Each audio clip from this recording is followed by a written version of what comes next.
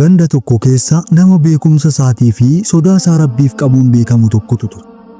Guyyaa gaafa tokko ganda dhihoo jirurraa namtichi tokko ariifataa fi sardamaa gara mana namticha Abidaatti dhufe.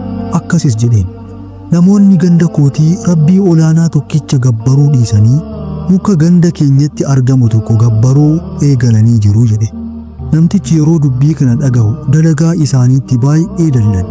Muka gabbaramaa jiru kana muruun qaba jechuus ni murteesse. Qottoo qabatee gara ganda jedhameetti deemuuf karaa seene. Ituu karaa isaarra jiruu shayxaanni jaarsa dullachatti fakkaatee itti dhufe. Akkasis jedhee gaafate, ilma koo qottoo qabattee eessa deemaa jirta?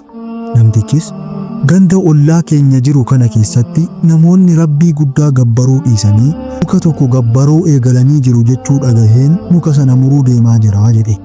Namtichi dullachis deebisee akkas jedhe, ituu an jiruu muka sana hin murtu, anatu si dhowwa.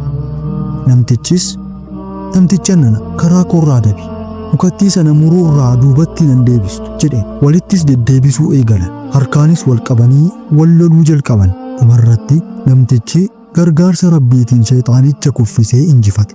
Shayxaanichis bakka kufetti ciisee akkas jedhe, ilma koo ati waa hin qabdu, naafuu guyyaa guyyaadhaan saantima warqee 2 siifan kenna, garuu ati mukattii sana qofa hin moonin jedhe. Namtichis yaada isaa irratti walii galee mukicha muruu dhiisee gara mana isaatti deebi'e. Shayxaanichi guyyaa itti aanutti akka waliigaltee jaraatti saantima warqee 2 fideef.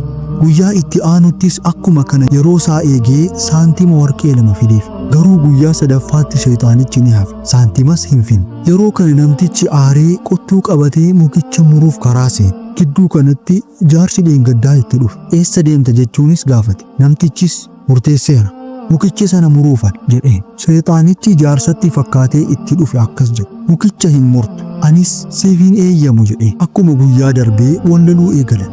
Garuu hamma namticha odoo hin ta'in jaarsichatu mo'ate. Namticha irrattis ol ta'e. Namtichi ciisee akkas jedhe, dheengadda anatu si mo'ate, hamma akkamitti na mo'achuu dandeessee jechuun gaafate. Shayxaanichis, duraan Rabbiif jecha dallantee mukicha muruuf murteessite, innis si gargaaree jennaan na mo'atte. Hamma garuu saantimni warqee 2 waan sitti hafeef dallan, kanaafan si injifadhe jedheen jedha. Dalagaa gaarii hojjennu mara keessatti Rabbiif haa qulqulleessinu.